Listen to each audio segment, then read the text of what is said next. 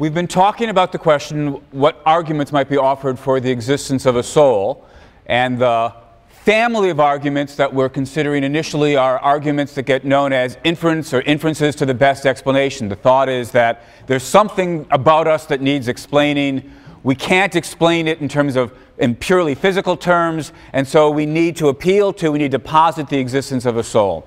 Now, I'll come back to that sort of argument in just a minute, but let me bracket that for a moment and say something about Plato.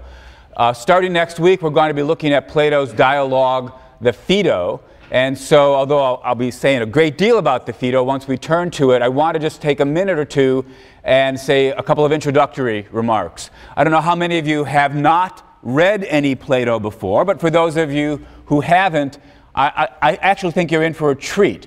Plato is not only one of the greatest philosophers in history, he wrote his philosophy in the form of dialogues. That is to say, plays, in which various characters sit around or stand around and argue about philosophical positions. The particular dialogue that we're going to be reading, the Phaedo, is set at the death scene of Socrates. As I'm sure you know, Socrates was put on trial, condemned to death for corrupting the youth of Athens, perhaps among other things for arguing philosophy with them, he's given hemlock poison, and he drinks it and he dies. Now, this is a historical event. Socrates had a circle of friends and disciples that he would argue philosophy with. One of his disciples was Plato. Plato then grew up and wrote philosophical works. Plato does not typically appear in his own dialogues, or if he does, he's only there as a minor character. In fact, if I recall correctly, Plato's mentioned as not being there on the day that Socrates dies. So how do we know if we've got this play whose position is Plato's position? And the short answer is Socrates, the character Socrates in the play, represents Plato, the author of the play's philosophical views. Now, in fact, if this were a class in ancient philosophy, we'd have to complicate that picture, because it's fairly clear that by late in Plato's career, Plato has philosophical views that are very much unlike the views of his teacher, Socrates. And yet, Plato continues to not appear in the dialogue. Socrates continues to be sort of the hero. And so scholars debate which of the views put forward by Socrates in which ones of the dialogues represent views that belong to the actual historical figure, Socrates, and which of the views put forward by the character Socrates in which of the dialogues represent views that are actually not held by the historical Socrates, but were instead held by the historical Plato and were merely put in the mouth of the character Socrates. Scholars distinguish between the early Platonic dialogues, the so-called Socratic dialogues, where the thought is those are the views of Socrates, the actual historical figure, and then there's the late dialogues where even though Socrates appears, most scholars believe those are probably not the views that the historical Socrates actually believed. You have middle dialogues where you have to worry about whose views are whose, but we're not going to worry. This is not a class in ancient philosophy, and so for our purposes, we don't have to ask ourselves when Socrates in the dialogue says something, is this a view that the dead man Socrates actually would have held, or is this simply a view that the dead man Plato put in the mouth of the character Socrates? For our purposes, it won't really matter. I'll take every view that Socrates puts forward as a view of Plato's, though I'll typically sort of run back and forth sort of in a careless fashion. I'll say Plato holds or Socrates argues, because for our purposes it's all the same. But there's one other complication that you've got to be warned about, which is this: because these are dialogues and they take the form of philosophical arguments, People put forward views and then over the course of the discussion change their minds about things. And they take them back. And maybe something similar is going on when Socrates says something. Because after all, this isn't Plato saying, here's what I believe explicitly. He's just writing a dramatic play about philosophy. And so sometimes we'll find ourselves thinking, there's an argument here that Socrates is putting forward, but maybe it's not a very good argument. And it will at least be worth pausing periodically to ask ourselves, maybe Plato realized it wasn't a very good argument. We can often better understand the dialogues by seeing Socrates as putting forward certain positions that he does not think are altogether adequate, and he modifies them or revises them or introduces new positions to deal with some of the difficulties that he was setting himself up to be open to earlier. As they say, don't worry about any of those details now, but it's a point to keep in mind as you read the dialogue. So that's all I really wanted to say by way of introduction. You should start reading the Phaedo for next week. We'll be talking about the Phaedo starting sometime next week, and we'll continue the discussion of the Phaedo for at least a bit of, maybe all of the week after that. In the case of Plato, I'm going to make an exception. Normally, I will mention our readings, but I won't spend a lot of time actually discussing them in detail. That's why you have to think of the readings as complementing the lectures, or think of the lectures as complementing the readings. I'm not just giving, the cliff notes, as it were, of the readings. Nonetheless, in the case of the Phaedo, I am going to spend more time actually saying, here's what I think the first main argument is. Let's try to reconstruct it in terms of its premises and its conclusions. Here are some objections I raise. Here's then the next argument that Plato offers. Let's try to get that up in premises. Even there, I won't be spending time reading out loud long passages from the Phaedo, but in some sense I'll be giving a closer commentary of the Phaedo than I'll do for the other readings. So still, what you should do is start reading it for next week. The topic of the Phaedo, as I say, it's set on Socrates' last day.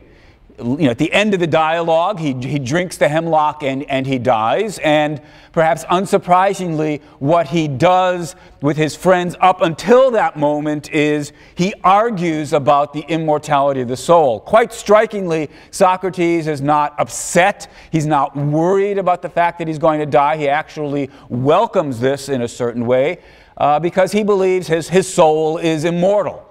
And so in addition to philosophical arguments for and against the existence and immortality of the soul, we end the dialogue with a quite moving death scene, one of the sort of great death scenes, if we could call it that, of Western civilization. Anyway, as I say, that's all for next week. So let's return now to the question, how might we argue for the existence of the soul? Initially, last time, we considered a set of, or a subset of arguments that basically said, look, there's got to be more to us than just material objects. People can't just be machines, because machines can't reason. Machines can't think.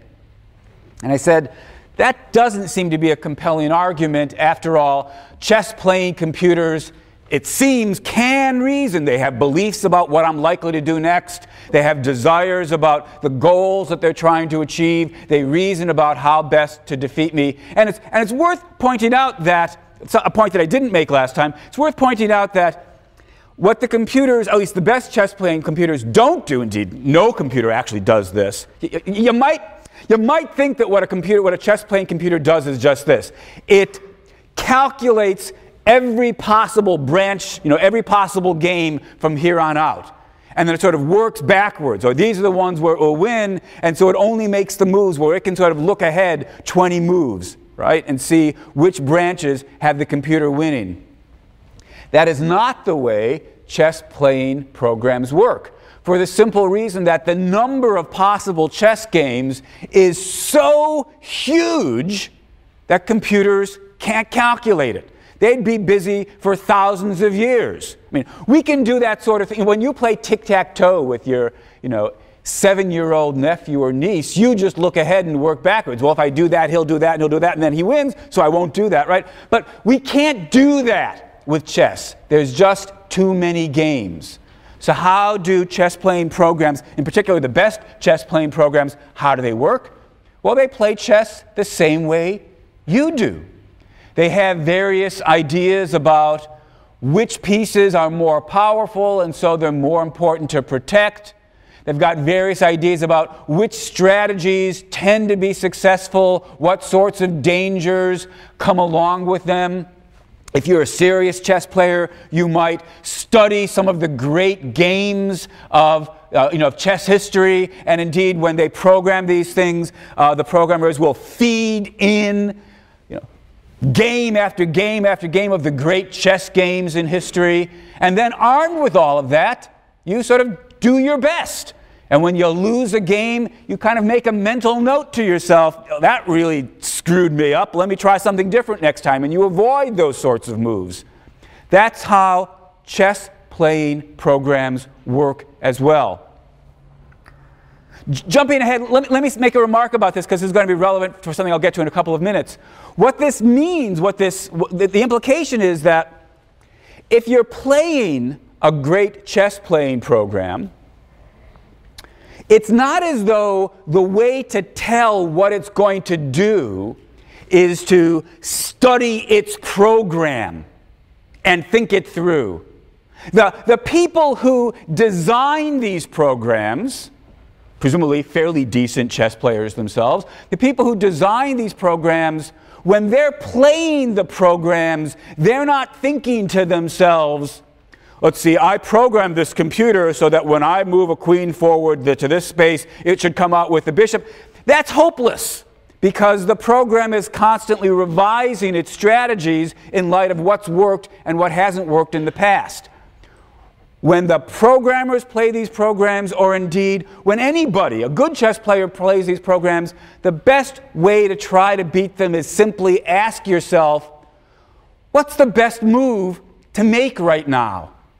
The odds are the computer is going to make the best possible move. Treat the computer as though it were just a great chess player. And indeed, the best programs are great chess players. And there was a period of time in which, although they were decent, chess-playing programs couldn't beat the best chess-playing humans. That ended some years ago when the best programs began to beat grandmasters. And now it's in fact the case that the best programs can beat, well, pretty much anybody. In the current world champion of chess, I think Vladimir Kramnik, was defeated in December by a chess-playing program. So Kramnik's simply treating this as an awesome opponent. And that's the best way to deal with these things. All right, so bracket some of those thoughts for a moment. We'll come back to them a little bit later when we start talking about the question, could machines be creative? Tipping my hand, seems pretty clear that that seems like the right thing to say about these chess-playing programs. So we had the question, could machines reason? And although we don't have machines that can reason about a lot of subjects yet, it seems pretty clear, it seems like the natural thing to suggest machines can reason in at least some areas. And so it doesn't seem plausible to suggest that people must not be physical or merely physical because, after all, we can reason and no machine can reason. No, machines could reason.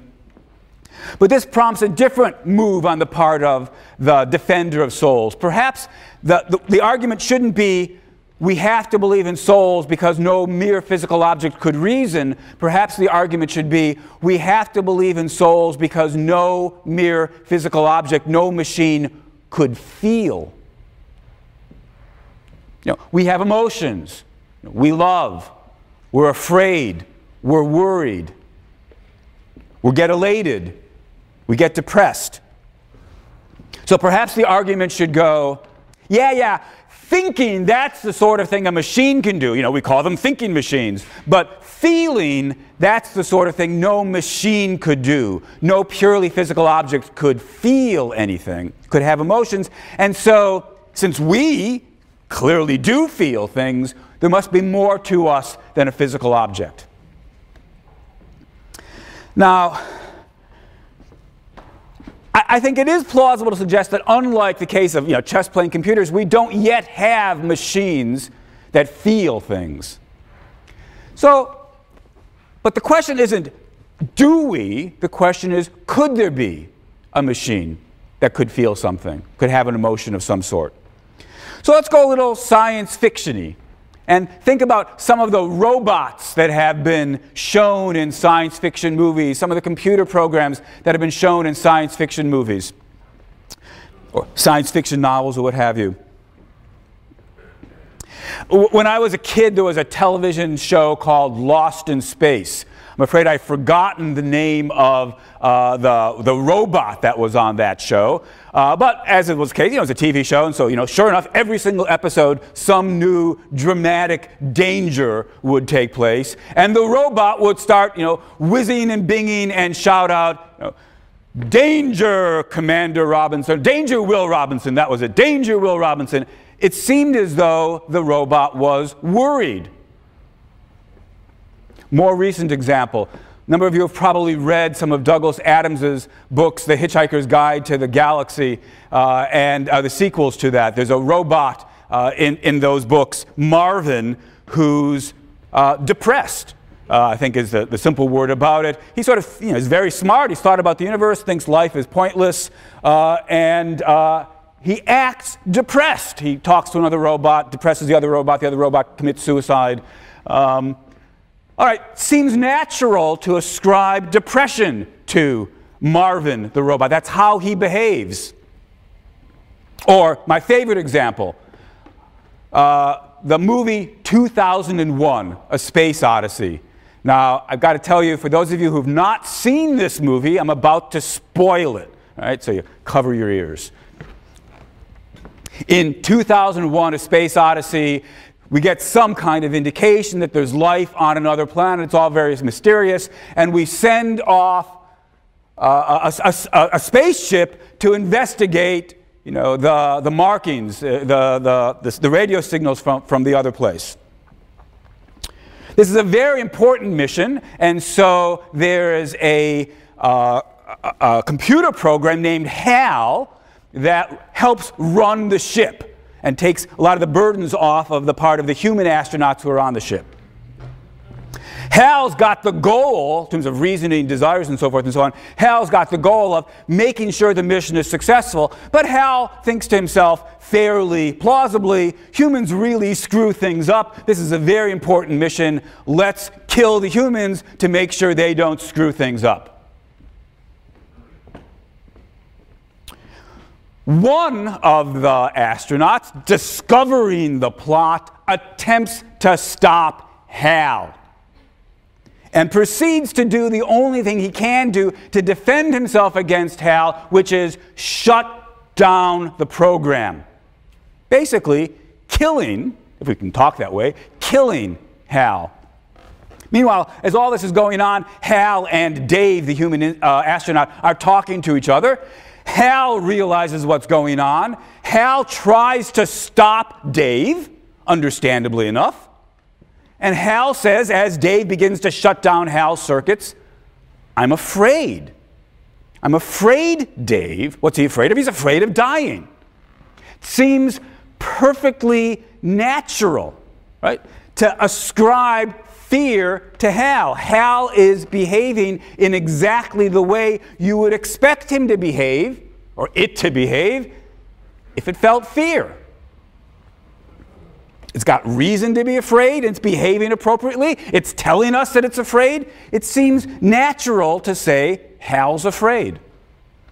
Now, you could continue to sort of fill in examples like this. As I say, of course, they're all science fiction, but the fact that we can grasp and, it's not as though we go running away saying, oh no, this was outrageous, right? It makes no sense to think the computer could have said, I'm afraid. It makes no sense to think that it could try to kill the people who are trying to shut it down and so forth.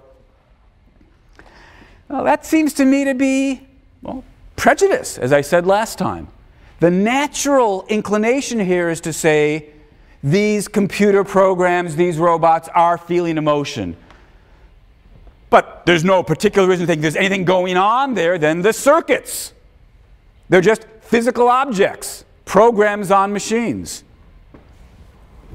If that's right, if that's the right thing to say, then what we have to say is, we don't need to appeal to souls in order to explain emotions and feelings. Physical objects could have Mere physical objects could have emotions and feelings, so we have no reason to posit the existence of a soul. Now, I think the best response on the part of the dualist to this reply is to distinguish two aspects of feelings, two aspects of emotions. There's the behavioral aspect of feeling fear, let's say. The behavioral aspect is when you're aware in the environment of something that poses a danger to you, that will harm you or destroy you, or in the case of a computer program, turn you off, then you take various kinds of behaviors in the opposition to that to try to disarm the danger, to try to neutralize it.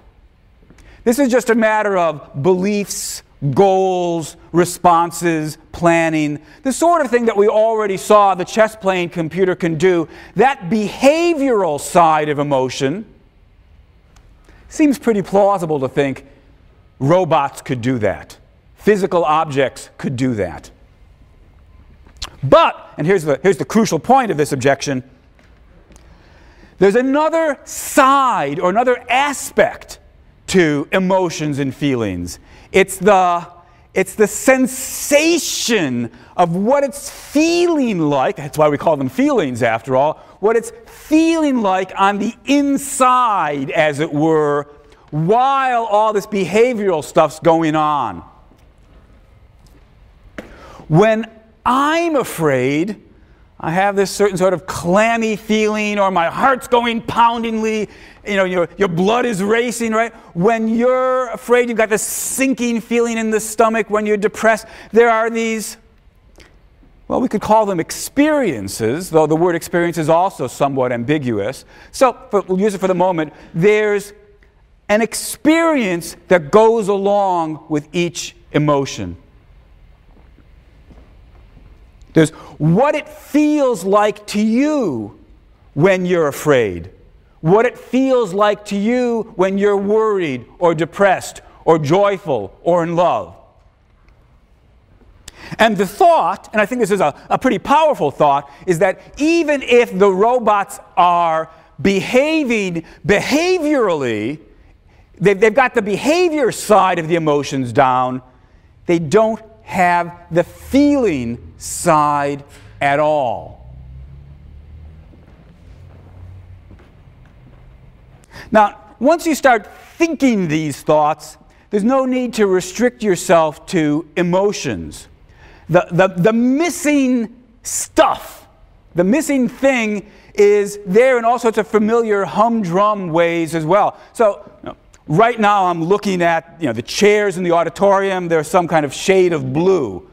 Think about, look at some place in the room where the curtains with their red. Think about what it's like to see red. The sensation of seeing red. Now, again, we've got to distinguish between what I'll continue to call the behavioral side of seeing red and the experiential side of seeing red. It's easy enough for us to build a machine that can tell red from blue.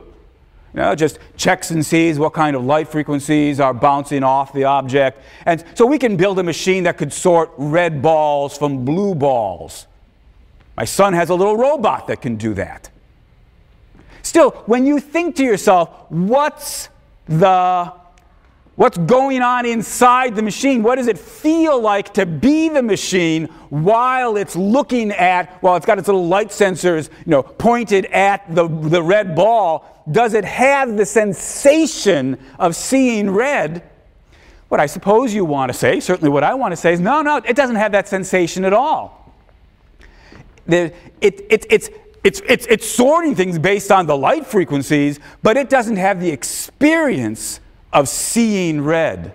What we're trying to get at here is, it can be very elusive, but I imagine most of you are familiar with it. It's the sort of thing you wonder about when you ask yourself, if somebody was born blind, could he possibly know what it's like to see color? He might be a scientist and know all sorts of things about how light works. These such and such frequencies and which object, you hand him an apple and he'll say, oh, must be very red, right? Maybe he points his little light detector at it and it reads out, it says, this is such and such a frequency. He says, oh, this is a very red apple. Much redder than that tomato or whatever. But for all that, we've got the notion, not only is he not seeing red, he can't even imagine what it's like to see red, never having had these experiences. And once you start to see this, we realize, of course, our life is filled with this aspect. Things have colors, things have sounds, things have smells. There's the qualitative aspect of experience. And the point that I started with earlier about sort of the internal aspect of emotions is, it's not just out there, but inside as well. We have certain kinds of sensations inside our body. The characteristic sensation of fear or joy or depression. All right, so the suggestion then might be this. What no physical object can get right, because no physical object can get it all, is the qualitative aspect of experience. That's the aspect that we're after when we ask ourselves, what's it like to see red? What's it like to smell coffee or to taste pineapple? Now, it's pretty, philosophers sometimes call these things qualia, because of the notion of the qualitative aspects of things. Our experiences have qualitative properties. And the suggestion then might be, no physical object, no mere machine could possibly have qualitative experience. But we've got it, so we're no mere physical object. We're no mere machine. All right, now, that's the objection. It's a pretty good objection. And then the question is, what can the physicalist say in response? Now, the best possible response would be for the physicalist to say, here's how to build a machine that can be conscious in this sense, that is, have a qualitative experience. Here's how to do it. Here's how to, just like we can explain in materialist, physicalist terms how to get desires and beliefs and the behavioral stuff down, here's how to get the feeling, qualitative aspect of things down too. It would be best if the physicalist could give us that kind of story. And I think the truth of the matter has to be, I think the answer right now is, we don't know how to give that story. Consciousness, if what we mean by consciousness is this qualitative aspect of our mental life, consciousness remains a pretty big mystery. We don't know how to explain it in physicalist terms. And it's because of that I think we shouldn't be dismissive of the dualist when the dualist says, we've got to believe in souls in order to explain it. We shouldn't be dismissive, but that's not to say that I think we should be convinced. Because it's one thing to say we don't yet know how to explain consciousness in physical terms. It's another thing to say we won't ever be able to explain consciousness in physical terms. If we had the latter, excuse me, if we had the bold claim that no physical object could see red, taste honey, then we'd have to conclude, since we can do all that, we're not a physical object, or not merely a physical object. But I don't think we're yet in a position to say that. I think the simple fact of the matter is we don't know enough about consciousness yet to know whether or not it can be explained in physical terms. When I think about this situation, an analogy always occurs to me. Imagine that we're somewhere in, let's say, the 14th century, trying to understand life, the life of plants. A plant is a living thing. And we ask ourselves, could it possibly be that life could be explained in material terms? It's going to seem very mysterious to us. How could it be? When we think of the kinds of examples of material machines that we've got available to us in the 14th century, I try to imagine what would somebody in the 14th century think to himself or herself when he entertains the possibility that a plant might just be a machine. And then I have this little image of some plant made out of gears, right? And the gears begin turning and the bud opens, da, da, da, da, da, da. And the person's just going to say, my God, that wouldn't be alive. So it's pretty obvious that no machine could be alive. No material object could be alive. In order to explain life, we have to appeal to something more than just atoms. Well, he didn't have atoms, but more than just matter. Life requires something immaterial above and beyond matter to explain it. That would have been an understandable position to come to in the 14th century, but it would have been wrong. We didn't have a clue back then how to explain life in material terms, but that didn't mean it couldn't be done. I'm inclined to think the same thing's true right now for us and consciousness. I know that there are theories out there, but my best take is we're pretty much like in the 14th century. We don't really have a clue yet, or not much of a clue, as to how you could even so much as begin to. It's not that merely that we don't have the details worked out. We don't even have the picture in broad strokes as far as consciousness is concerned, of how it could be done in physical terms. But not seeing how it's possible is not the same thing as seeing that it's impossible. If the dualist comes and says, can't you just see that it's not remotely possible, it's not conceivably possible for a purely physical object to have experiences, to have qualia, what I want to say is, no, I don't see that it's impossible. I admit I don't see how to do it, but I don't see that it's impossible. So I don't feel forced to posit the existence of a soul. Of course, the fan of the soul could come back and say, but that's not fair. The question isn't, is this explanation impossible? The question is just, who's got the better explanation? You guys can't offer any kind of explanation at all yet. I can offer an explanation. How is consciousness possible? We have souls. Souls are really very different from physical objects, and so they can be conscious. But at this point, I think it's crucial to remember the point that it's not just the question, who's got an explanation, but who's got the better explanation. And before we say that the soul view's got the better explanation, we have to ask ourselves, just how much of an explanation is it to say, oh, I can explain consciousness. Consciousness is housed not in the body, but in the soul. Okay?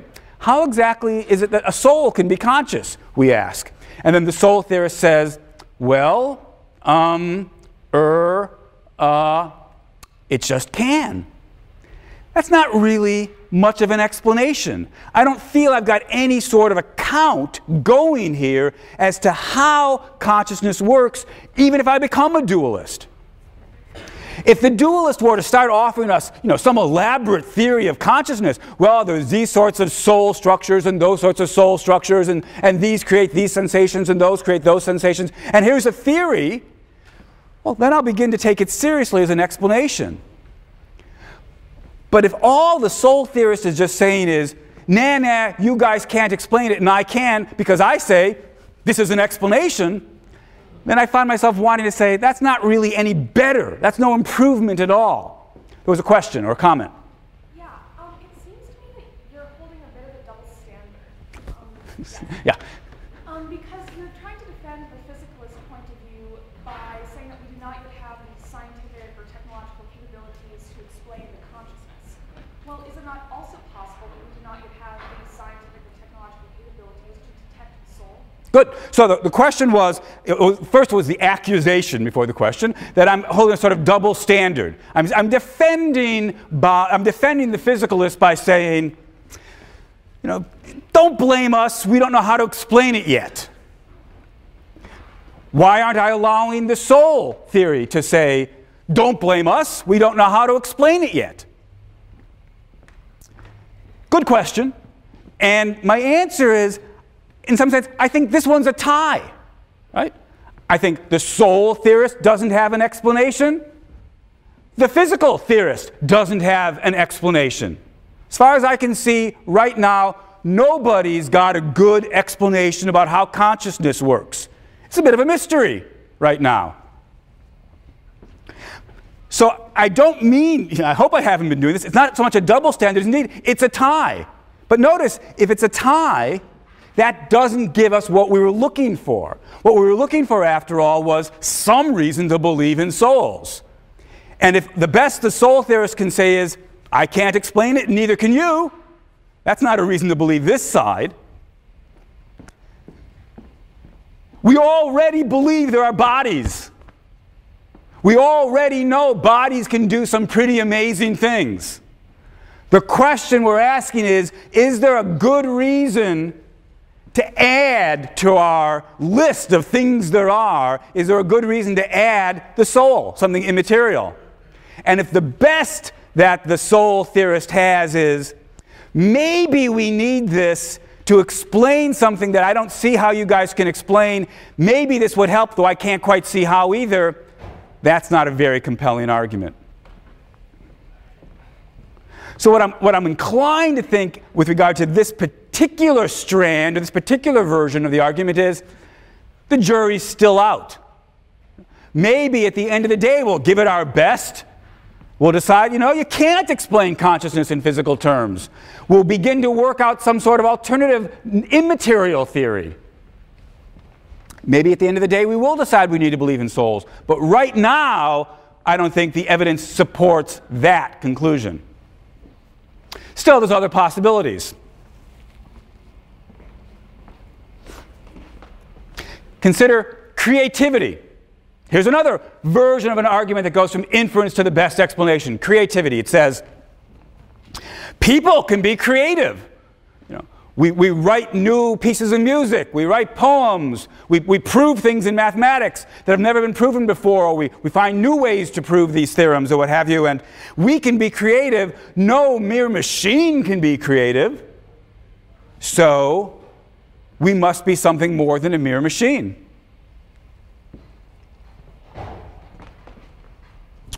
Well, again, the question is going to be, could it be the case that there could be a physical object that's creative?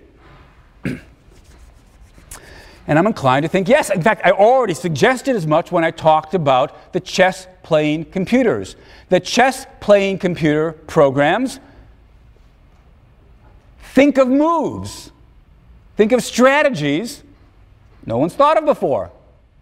In the most straightforward, natural meaning of the term, we'd have to say, I think the program that beat the world champion was called Deep Fritz. So when Deep Fritz beat Kramnik, it was being creative. It made a move that Kramnik didn't think of, and perhaps no chess game before had had this move. Computers can do other sorts of things of this sort. There are mathematical theorem-proving programs. Now, some of these things can prove things that mathematically way over my head, but let's take something simple like the Pythagorean theorem, which we all learned in high school, and we learned how to prove the Pythagorean theorem in Euclidean geometry, starting with the various axioms of Euclidean geometry. This proves the Pythagorean theorem. And it turns out there's a variety of proofs of the Pythagorean theorem. And in fact, computer program has come up with a proof that, as far as was known, nobody in the world had ever come up with before. Well, other than prejudice, what would stop us from saying the program was being creative? Not just any sort of mathematical things like chess or math. There are, as you know, programs that can write music. And I don't just mean throw out some random assortment of notes. Programs that can produce music that we recognize as music, that have melodic structure and develop themes, resolve. Music that nobody's heard before. Why not say the machine is creative? What other than prejudice would stop us from saying that? So if the argument's going to be we need to posit the existence of a soul in order to explain creativity, again, that just seems wrong. Well, there's a question, comment. Are you speaking of creativity as being accompanied by a feeling, like you mentioned qualia, or is this just like a scientific way to make a machine produce something that perhaps hasn't been produced before? Good. The question was, when I talk about creativity here, am I trying to build in some appeal to the feeling that we may have when we're being creative? And the answer is no. All I had in mind, as you note, is just, in talking about the creativity issue, I just have in mind producing something new. Producing something that hasn't been around before. And most particularly, producing something that your programmers didn't already have in mind. Remember, it's not as though the people who designed the chess playing programs can beat it. The chess playing program makes moves these guys haven't thought of. All right, the creativity argument may not work, but there's something that sort of immediately comes on its heels. Even if we could build a program, even if we have built programs that can be creative, that can do things that nobody's thought of before, all the program is doing is following its program, right? It's just a series of lines of code. And the robot or the computer or what have you is just, automatically, mechanically following the code commands of the program. We might say, even if we are smart enough to build programs that can, by mechanistically following the program, do things we've never thought of, still, all the computer can do, all the robot can do is automatically, necessarily, mechanically follow the program. It doesn't have free will. But we have free will. So here's a new argument for the existence of the soul. People have free will. No merely mechanical object, no robot, no computer could have free will. But since we've got free will, we must be something more than a merely physical object. There must be something extra, something immaterial about us, the soul. So, maybe that's why we need to believe in souls, in order to explain free will. Now, The subject, free will, is a very, very, subject consciousness is a very complicated, one could have an entire semester devoted to thinking about the philosophical problem of consciousness, and indeed, as it happens in our department this very semester, there is such a class devoted all semester to the topic of consciousness. One could similarly have a course devoted to the problem of free will. I'm going to spend all of 2 minutes on it. So it's by no means do I mean to suggest, oh, here's everything you know about the subject. I simply want to point out enough about the problem to help you see why I don't think free will's a slam dunk for the soul. So what's the argument? Well, the thought seems to be something like this.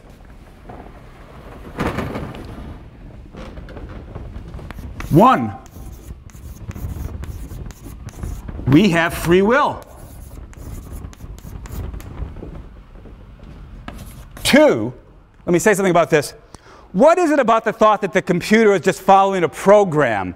Well, the thought, I suppose, is, in philosophers' jargon, that the computer is a deterministic system. It follows the laws of physics, and the laws of physics are deterministic. That if you're in this state, you will necessarily, given the laws of physics and the way the computer is programmed and built and so forth, these wires will turn on, turn off, these circuits will turn on, turn off, boom, suddenly you'll be in that state. There are certain laws such that given that the computer's in this state, it must necessarily move in that state. When you've got a view about cause and effect that works this way, for everything that happens, there's some earlier thing that caused it to happen, such that given that earlier cause, the event had to follow. That's a deterministic picture. And the thought, of course, is that the robot or the computer is a deterministic system, and you can't have free will if you're a deterministic system. So, number one, we have free will. Two, nothing subject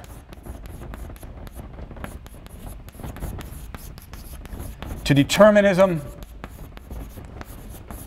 has free will. Put 1 and 2 together. It follows, if nothing subject to determinism has free will, but we have free will, it follows that we're not subject to determinism.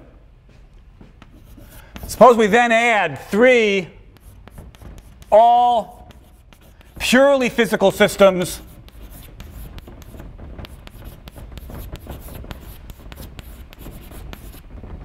are subject to determinism.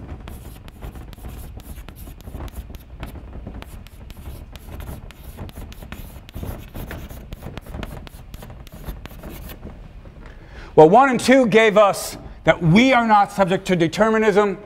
3 says all purely physical systems are subject to determinism. Well, it would follow then from 1, 2, and 3 that we are not a purely physical system.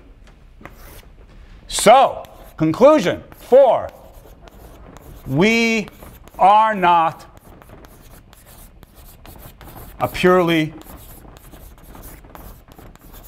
physical system.